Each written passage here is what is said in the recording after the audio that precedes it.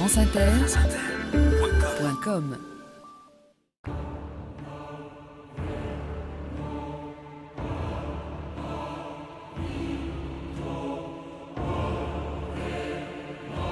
Il appartient à l'Autriche de régner sur tout l'univers. Devise des Habsbourg.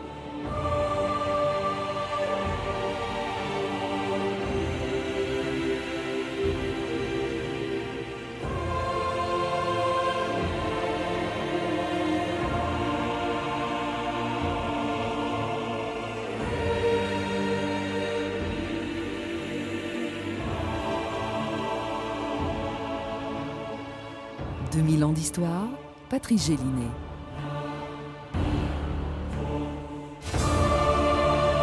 Qui se souvient que pendant longtemps, à un moment ou à un autre de leur histoire, Prague, Budapest, Milan, Venise, Anvers, Amsterdam, Hambourg, Madrid et même Mexico ou Lima ont été les villes d'un immense empire construit par une des familles les plus célèbres de l'histoire, les Habsbourg. Ils s'appelaient Rodolphe, Charles Quint, Marie-Thérèse d'Autriche ou François-Joseph.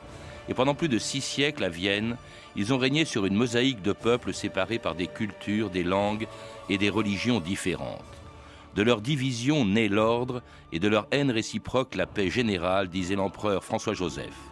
Et c'est ainsi que, tant bien que mal, ces peuples ont vécu ensemble jusqu'au jour où le neveu de François-Joseph, l'archiduc héritier d'Autriche François-Ferdinand, était reçu par la population de Sarajevo. C'était le 28 juin 1914. Ce jour-là, personne ne pouvait imaginer qu'en assassinant François Ferdinand, un Serbe déclencherait une guerre qui allait provoquer la fin d'un empire et d'une dynastie qui a marqué l'histoire du monde pendant plus de 600 ans, les Habsbourg. Mon Altesse impériale, l'archiduc héritier François Ferdinand et Madame la duchesse de Hohenberg. Nous osons espérer que cette journée restera pour votre Altesse comme la preuve de notre fidélité, de l'attachement indéfectible de la Bosnie tout entière à la maison de Habsbourg. Ainsi, par la volonté de conquête et d'hégémonie de quelques hommes, était créé le prétexte qui servit à déclencher la Première Guerre mondiale. Jean Descartes, bonjour. Bonjour. Alors c'était l'assassinat à Sarajevo d'un des derniers descendants d'une famille dont vous racontez l'histoire dans un livre, La saga des Habsbourg, une famille dont on connaît quelques personnages célèbres, Charles Quint bien sûr, Philippe II d'Espagne, Marie-Antoinette, la femme de Louis XVI, mais qui était aussi la fille de l'impératrice Marie-Thérèse d'Autriche, Sissi, la femme de François-Joseph. Tous ces noms on les connaît, mais on ignore souvent l'origine de cette famille dont l'histoire commence en Suisse, il y a près de 1000 ans, dans un château qui lui a donné son nom. Oui, c'est un château qui s'appelait en vieil allemand Habitsburg, c'est-à-dire le château des autours, le château fréquenté par des rapaces, par des éperviers. Je m'y suis rendu pour mes recherches et il est aujourd'hui entre Bâle et Zurich approximativement. Et c'est fascinant de penser que cette construction qui n'a guère d'allure, qui n'est pas très impressionnante, c'est un espèce de vieux burg qui n'a même pas le romantisme des dessins de Victor Hugo. Pas très loin de Zurich. Pas très loin de Zurich, est le point de départ de cette dynastie lorsque un certain Rodolphe est élu en 1273 empereur du Saint-Empire romain germanique, on va dire ce que c'est, alors que personne n'attendait cette élection et qu'il n'avait pas d'envergure. Mais comment est-ce qu'un petit seigneur suisse a pu devenir ainsi empereur ? En fait, la notion de Suisse n'existe pas. À l'époque, les frontières ne sont pas formées. Il faut rappeler qu'après la fin de l'empire de Charlemagne, après le partage de Verdun, en 843, un Germain, Othon Ier le Grand, crée en 962 ce qui deviendra le Saint-Empire romain germanique. L'union de peuples qui ont en commun, entre autres, la langue allemande. C'est assez difficile à comprendre. Et en fait, l'hégémonie du Saint-Empire, ce sera, je dirais, du XIe au XIIIe siècle. Après, il va perdre de son importance, mais il conserve une autorité morale, à défaut d'une autorité politique, considérable. Cette union des peuples qui passe par la spiritualité, puisque tout de même, les empereurs seront couronnés par les papes à Rome. Et je suis frappé par le besoin d'empire de l'Europe, puisque si on va de l'Empire romain à l'Empire de Charlemagne, au Saint-Empire, jusqu'à l'Empire de Napoléon et l'Empire d'Autriche-Hongrie, ce sont tout de même des constantes dans la composition d'une fédération politique. Alors ce Rodolphe, au fond, c'est le véritable fondateur de la dynastie des Habsbourg. Il est donc élu en 1273. C'est lui qui choisit Vienne pour capitale du Saint-Empire romain germanique, qui allait durer jusqu'en 1806. Et puis alors, après lui, les Habsbourg perdent la couronne impériale, puisqu'elle est élective, les empereurs sont élus. Oui, c'est très important. Il s'agit d'un empire, mais ce n'est pas du tout un empire héréditaire. À chaque fois, il y a une élection. L'élection a lieu devant la Diète, c'est-à-dire le Parlement impérial, qui est elle-même itinérante à Ratisbonne, à Worms, à Mayence, etc. Et parmi les électeurs du Saint-Empire, il y a des princes-évêques. Et ceci va durer pendant des siècles avec une volonté de choisir des gens, si possible, sans envergure pour qu'ils ne soient pas trop encombrants. Et souvent, les électeurs se sont trompés. Alors justement, donc Rodolphe, après Rodolphe, les Habsbourg perdent l'Empire. Ils vont le retrouver avec l'élection en 1440 d'un autre empereur, Habsbourg, Frédéric III. C'est lui d'ailleurs qui a donné aux Habsbourg la devise « Il appartient à l'Autriche de régner sur tout l'univers », ce qu'il va faire, mais pas du tout comme on peut l'imaginer, en conquérant des territoires, c'est par des mariages, Jean Descartes, que l'Empire va s'étendre avec Frédéric III. Frédéric III est un visionnaire, d'ailleurs un de ses descendants, l'archiduc Otto de Habsbourg, considère que c'est le grand penseur de la famille. Il se dit que les Habsbourg ne sont pas faits pour la guerre. Pourtant, nous, les Français, nous les avons trouvés souvent face à nous. Non, ils sont mieux faits pour les alliances matrimoniales. Et un petit peu comme un notaire du temps de Balzac conseillerait à un propriétaire d'agrandir son territoire, en fait, les princes de la maison de Habsbourg et les empereurs vont acheter, acquérir, à coup de partage, de succession, quelquefois de confiscation, des territoires autour de l'Autriche. Alors, il faut s'entendre sur ce qu'est l'Autriche à l'époque. C'est quelque chose qui est beaucoup plus flou et beaucoup plus vague qu'aujourd'hui, bien entendu, parce que c'est une partie de la Bohème, c'est une partie de la Pologne. Enfin, c'est très compliqué, encore une fois. Et c'est cette formation autour de l'archiduché ou du duché d'Autriche qui est le noyau central de l'histoire européenne. Alors avec un moment important, le mariage justement que Frédéric III organise entre son fils Maximilien et puis la fille de Charles le Téméraire, le duc de Bourgogne, c'est Marie de Bourgogne donc, qui va permettre à l'Empire de s'étendre jusqu'aux Pays-Bas que le Saint-Empire va garder jusqu'à la fin du XVIIIe siècle. Alors là, c'est l'événement considérable en effet, parce que Marie de Bourgogne apporte en dot les États bourguignons qui faisaient tellement rêver Louis XI, n'est-ce pas, du temps de Charles le Téméraire. Et ça va permettre à cette maison de Habsbourg d'avoir une domination sur des territoires dont on ne mesure pas alors l'importance et le caractère hétérogène. Parce qu'enfin, avoir aussi bien les Flandres, ce qui sera les Pays-Bas, que la Bourgogne et d'autres territoires qui vont plus loin, qui encerclent le royaume de France, c'est quelque chose qui est inouï, est une puissance qui menace la France. Et là, nous avons le début, je dirais, d'un antagonisme franco-autrichien. Alors, autre mariage, lorsque le fils de Frédéric III, Maximilien, marie son propre fils, Philippe le Beau, il le marie avec l'infante d'Espagne, Jeanne la Folle, un mariage qui allait donner un fils, le plus célèbre sans doute des Habsbourg, avec lequel l'Empire allait s'étendre jusqu'en Espagne, et qui en 1520 donc rencontrait le roi d'Angleterre Henri VIII pour lui proposer précisément de s'allier avec lui contre la France de François Ier.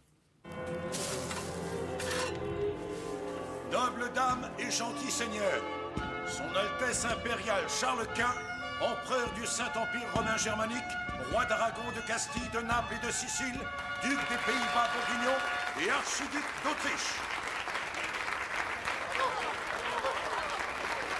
J'étais trop impatient de vous voir. Il fallait que je descende vous accueillir moi-même.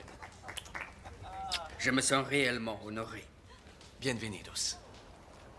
Ensemble, nous allons être invincibles. Comment les Français pourraient-ils résister?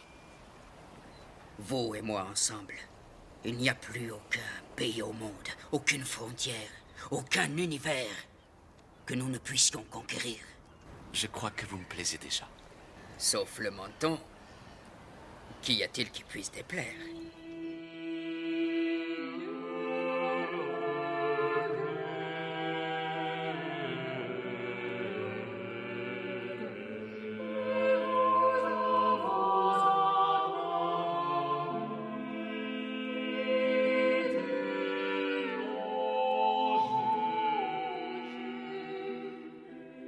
Et on entend la complainte 1000 regrets, qui était la chanson préférée de Charles Quint. Charles Quint, c'est pour ça qu'on a entendu ce petit mot tout à l'heure, qui avait un menton, qui était prognaque, qui avait un physique étonnant. C'est la fameuse Lippe Habsbourg que le peintre Titien ne va pas épargner dans son portrait de Charles Quint, qui est aussi le premier roi d'Espagne, il faut le souligner. Alors justement, le fait qu'il hérite du coup des possessions de sa mère aussi, alors là l'Empire prend des dimensions absolument extraordinaires. Il faut bien considérer que Charles Quint va naître à Gand et qu'il va arriver en Espagne en ne parlant pas espagnol. Il sera très mal reçu. Or, à la fin de sa vie, il sera le plus espagnol des Habsbourg, ce qui est une réussite.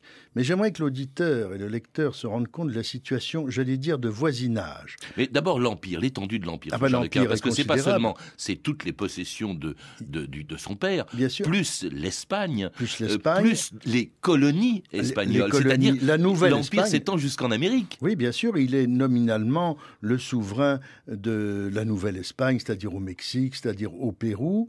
Il fera d'ailleurs très attention au statut des Indiens sur les recommandations de Las Casas. Ce sera très difficile. Il faut imaginer les distances que c'est. Charles Quint va passer sa vie pratiquement à cheval. J'ai pu établir qu'il a dormi dans au moins 2500 lits différents. Pour aller, par exemple, de Gand ou de Malines à Madrid ou à Valladolid, si la saison est mauvaise, comme en ce moment, et qu'il y a mauvaise mer, s'il fait le tour par le nord de l'Italie, par la Suisse, par les Alpes, ça prend 2 mois. Alors c'est comme ça qu'il demande à François Ier, par moment, de traverser le royaume de France et qui sera le premier visiteur ébloui de Chambord. Mais il faut bien considérer que c'est une situation incroyable. Il encercle, malgré lui, la France, et François Ier se sent encerclé. Et je voudrais en profiter pour rappeler quand même que l'antagonisme franco-autrichien est parti sur une base fausse dans la mesure où Charles Quint n'a jamais revendiqué le trône de France, alors que François Ier avait revendiqué l'Empire. L'Empire, voilà, oui. Il faut le rappeler. Alors cela dit, il a rêvé, Charles Quint, d'un empire chrétien, universel. Un empire du Moyen-Âge alors que nous sommes au temps moderne. Oui, et c'est ce sera un peu un échec, vous le rappelez, ce qui d'ailleurs va le pousser à abdiquer, chose extraordinaire aussi, cet homme qui a régné sur un immense empire, qui se retire dans une abbaye espagnole à Yuste. Alors, le plus grand échec de Charles Quint, disons-le rapidement, c'est de ne pas avoir compris l'importance de la réforme par la diffusion qu'est l'imprimerie. C'est dans le fond la première erreur médiatique de l'histoire. Et effectivement, ces adieux ressemblent à ceux d'une grande vedette du spectacle, puisque ça va durer des mois, voire des années. Il va se détacher progressivement. Lui qui a été l'empereur universel, celui sur lequel le soleil ne se couchait jamais, va finir en Estrémadour, dans le monastère de Yuste, débarrassé de tout. C'est un rêve absolument fascinant. Charles Quint, c'est la grandeur et qui annonce à la fin une austérité qui sera celle de son fils Philippe II à l'Escorial. Et puis en même temps, avec lui, c'est la famille de Habsbourg qui se divise en 2 branches, puisque il y a la branche espagnole avec les Habsbourg d'Espagne, le fils de Charles Quint, Philippe II, qui règne sur l'Espagne, mais qui n'est plus empereur. L'empereur, donc, c'est la branche autrichienne des Habsbourg, avec le frère de Charles Quint, Ferdinand, empereur. Suivent encore 9 autres empereurs jusqu'à Charles VI, avec lequel les Habsbourg ont failli d'ailleurs perdre la couronne impériale, car Charles VI n'avait pas de fils, mais il avait prévu que ce soit sa fille, Marie-Thérèse, qui gouverne. C'est ce qu'on appelle la pragmatique sanction. Ça, c'est une nouveauté, non plus un empereur, mais une impératrice d'Autriche. Oui, il faut bien considérer l'époque, c'est d'une grande audace de dire ma fille sera souveraine. Et tous les pays d'Europe, y compris la France de Louis XV, signent un document dans lequel ils acceptent cette fiction que Marie-Thérèse, héritière de la maison d'Autriche, puisse être un souverain. Tout le monde va se parjurer et ça sera la guerre de succession d'Autriche et un autre contentieux. Ce qui est merveilleux dans l'impératrice Marie-Thérèse, c'est qu'elle va gouverner comme un homme, mais elle reste une femme, en faisant 16 enfants, en étant très drôle et en adorant la vie. Alors cela dit, son accession au trône à la mort de Charles VI ne faisait pas plaisir à tout le monde et ça allait provoquer une guerre contre la Prusse, la Russie, l'Espagne et la France de Louis XV. Comment se porte l'Autriche, monsieur le duc? Oh, les prétendants au trône ne manquent pas. Nous avons l'électeur de Bavière, le roi de Sardaigne. D'ailleurs, même notre allié naturel, le roi d'Espagne, est sur les rangs. Sire, le trône devrait revenir à Marie-Thérèse, la fille de Charles VI. Quel que soit celui ou celle qui régnera sur ce pays, il ou elle nous fera la guerre. Oh. L'Autriche a beau être notre ennemi héréditaire, il faudra que cela change un jour.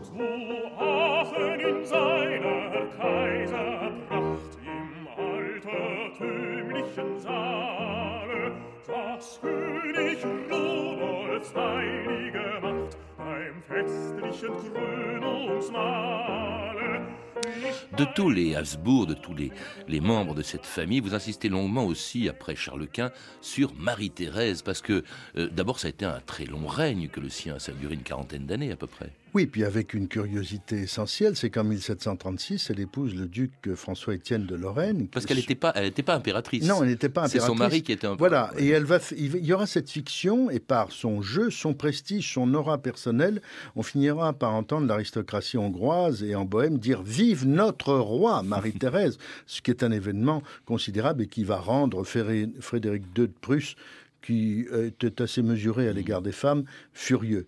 Donc cette femme est assez extraordinaire parce que d'abord elle a une santé physique énorme, elle s'amuse la nuit, elle aime danser, elle reçoit ses espions, ses agents secrets, elle n'arrête pas de travailler, elle accouche entre deux conseils de gouvernement et elle mange comme un ogre au point que son médecin hollandais, très inquiet, finit par installer un seau en argent dans lequel il met exactement les quantités de victuailles que Sa Majesté ingurgite pour lui montrer le cataclysme dans son estomac. C'est donc quelqu'un de formidable vivant qui va recevoir Mozart sur ses genoux et qui rend hommage à la cavalerie espagnole à Vienne qu'on peut voir toujours aujourd'hui. Une impératrice éclairée comme son fils Joseph II aussi. C'est vraiment la grande époque où Vienne rayonne dans toute l'Europe à ce moment-là. Ah ben, Vienne prend sa revanche sur l'Espagne, Vienne prend sa revanche sur Prague où l'archiduc et empereur Rodolphe avait transféré la capitale.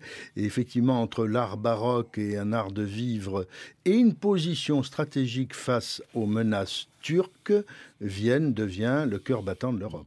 Autre menace qui se précise à la fin du règne de Joseph II en 1790, c'est celle de la Révolution française qui allait provoquer une guerre interminable contre la France, à la fin de laquelle, enfin pas tout à fait à la fin, mais enfin pendant laquelle, en 1806, eh bien c'est fini. Le Saint-Empire romain germanique devient simplement l'Empire d'Autriche. Alors, Napoléon n'échappe pas à la poursuite du rêve impérial. C'est ça qui est intéressant.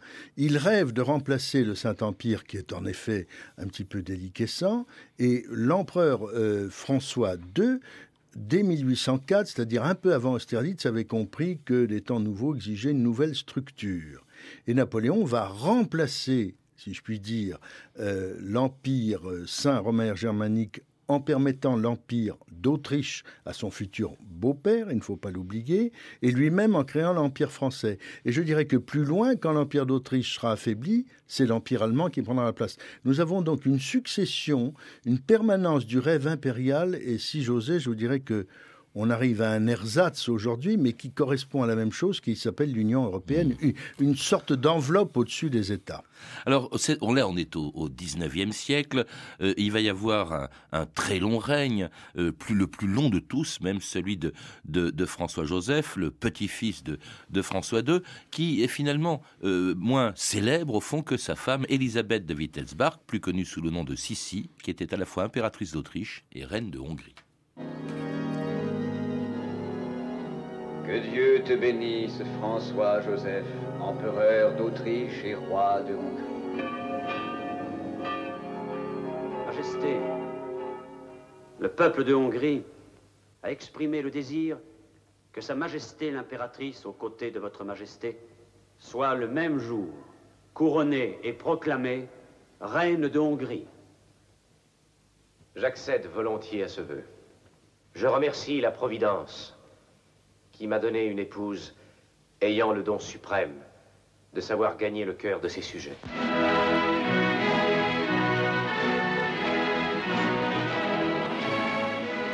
Alors avec François-Joseph, l'Empire d'Autriche va devenir l'Autriche-Hongrie, on vient de l'entendre, un règne très long, 68 ans jusqu'en 1916, 1848-1916, un règne marqué par des drames, par aussi une agitation nationaliste. C'est l'époque des nationalités, et elles sont tellement nombreuses dans l'Empire d'Autriche, devenu Empire austro-hongrois, qu'elles s'agitent beaucoup, et que l'Empire est alors menacé comme il ne l'a jamais été.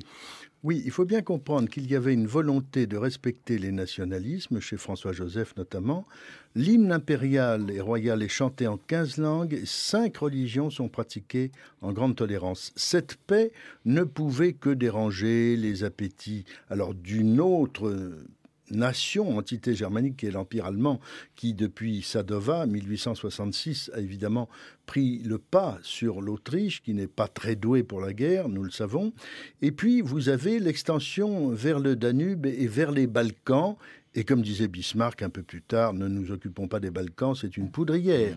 Donc en fait, je crois qu'il faut rappeler que Sissi et son fils Rodolphe, le héros tragique de la mystérieuse énigme de Meigerling, vont dire 25 ans avant l'attentat de Sarajevo, l'orage européen éclatera dans les Balkans. Ils ont vu arriver cette montée des nationalismes, et quand vous voyez aujourd'hui encore les frustrations et les revendications, on sait que ça n'est pas fini. Vous avez cité Rodolphe. Ce règne aussi a été marqué par des épreuves terribles pour cette famille des Habsbourg. Oui. Rodolphe se suicide. Il y a également le frère, je crois que c'était le frère Maximilien de François-Joseph, qui est l'empereur du Mexique, qui est fusillé à Querétaro en 1867. Il y a la duchesse d'Alençon qui meurt à Paris dans l'incendie du bazar de la Charité. Qui était-elle par rapport à la famille ? C'était la sœur de Sissi. C'était une duchesse en Bavière qui avait failli épouser Louis II de Bavière. Le cousin lui-même mort dans des conditions jugées mystérieuses, jusqu'à Sissi elle-même le 10 septembre 1898. C'est-à-dire qu'autour de François-Joseph, c'est une série de faire-part de deuil, et cet homme digne, droit,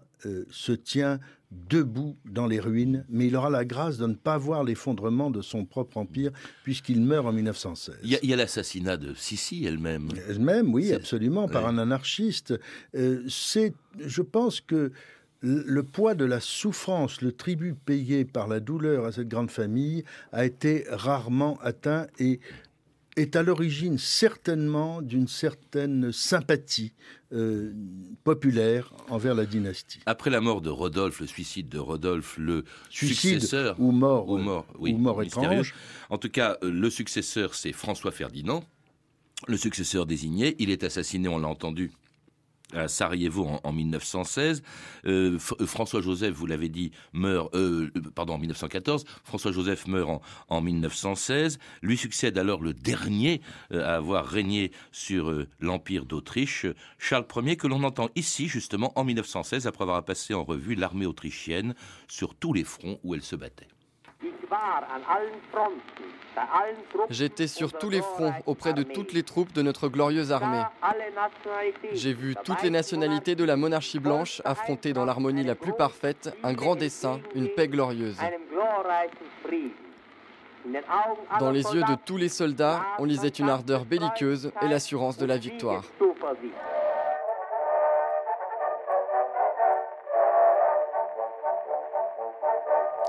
Et l'on entend en ce moment la marche des Habsbourg, les Habsbourg dont le règne sur l'Autriche allait se terminer au début du XXe siècle sur l'Empire, allait se terminer au début du XXe siècle, parce que, contrairement à ce que disait Charles Ier, dont on a entendu la voix dans cette très vieille archive, eh bien, ça n'a pas été la victoire, ça a été la défaite. Non, le drame de Charles Ier, c'est que c'est un pacifiste, pas un lâche, un homme qui n'a pas déclaré la guerre et qui fera tout pour qu'on arrête cette boucherie, ce suicide européen. Malheureusement, la France a joué un rôle terrible dans cette affaire via Clémenceau, qui a refusé la proposition de paix séparée des frères de l'impératrice d'Italie, l'épouse de Charles, qui était une princesse de Bourbon-Parme. Par raison idéologique, Clémenceau n'a pas voulu accepter cela.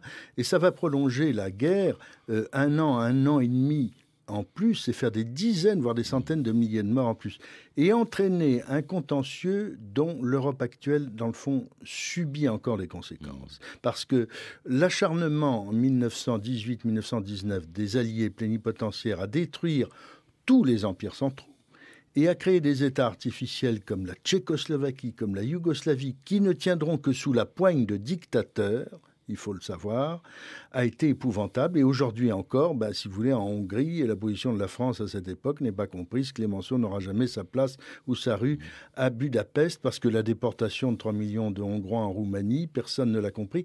Je pense, franchement, que le grand traumatisme du XXe siècle, c'est le traité de Versailles et ses traités connexes qui ont fait venir les germes de la Deuxième Guerre mondiale et par idéalisme, par angélisme, on a fait naître 2 enfants naturels qui s'appellent Hitler et Staline. C'était la fin donc de cet empire, de cet ex-Saint-Empire romain germanique devenu Empire d'Autriche puis devenu Autriche-Hongrie, la fin d'un empire, pas de la famille. La famille, elle se prolonge avec le fils de Charles. Charles, il faut le rappeler, est mort en exil en 1922, sans jamais avoir le droit de retourner en Autriche, pas plus d'ailleurs que son fils Otto pendant de très longues années. C'est Otto de Habsbourg qui est député européen, qui n'est plus tout jeune, il est né en 1912. Oui, il a 98 ans aujourd'hui, il a été pendant 20 ans député européen, mais il faut surtout voir que grâce à cet homme, à son intelligence, à la fois son sens de l'histoire et son sens de l'actualité, en parlant 7 ou 8 langues, il a redonné au nom de Habsbourg un lustre, lui, qui n'a jamais régné. C'est-à-dire que alors que les Romanov ou les Hohenzollern, par exemple, ont été effacés, exécutés, si vous voulez, oubliés ou compromis, lui s'est battu pour redonner un lustre. Et pourquoi ? Parce qu'il a été le premier pratiquement à comprendre que Hitler allait vouloir se venger du diktat de Versailles, et ensuite, en 1944, et je résume, que Staline voulait avaler toute l'Europe en commençant par l'Autriche. Donc cet aristocrate visionnaire a redonné au nom de Habsbourg, qui était vomi, qui était rejeté, qui était humilié après 1920, un lustre extraordinaire, et toute sa famille aujourd'hui est impliquée dans l'aventure européenne. Il a été un adversaire acharné de Hitler. Il a refusé de dîner avec lui et même de le rencontrer. Et un ardent partisan de la construction européenne, comme si à travers elle, on pouvait reconstruire au fond l'empire de ses aïeux. L'archiduc Otto m'avait dit il y a quelque temps qu'il était assez déçu que l'Europe actuelle, construite, qui certes est en paix, mais avec des guerres techniques, économiques et technologiques qui font autant de morts d'une certaine façon, que cette guerre ne soit pas plus inspirée, qu'elle n'ait pas d'esprit, pas de culture. Nous en parlions et je lui ai remarqué, je lui disais, Monseigneur, les billets d'euros n'ont aucune référence culturelle précise. Il n'y a aucun personnage, que ce soit Charles Quint, Cervantes, Molière ou etc. Et il n'y a aucun monument précis. Il m'a dit, oui, c'est très grave. Il m'a dit, voyez-vous, pour être un bon Européen, il faut d'abord être un bon patriote.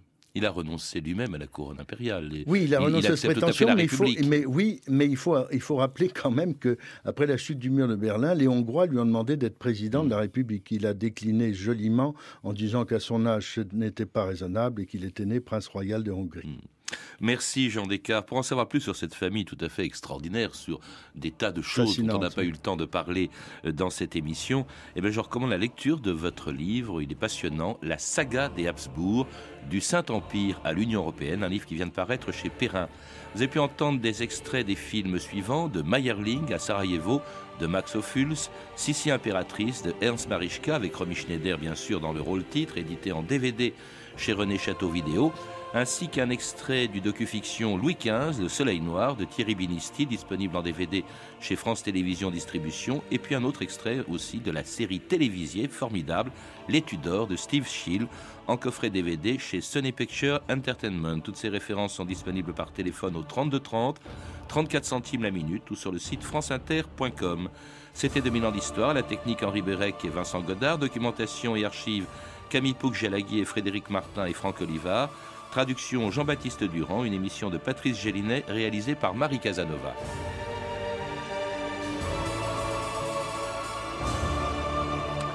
Demain, dans 2000 ans d'histoire, les chrétiens d'Orient avec Antoine Sfer.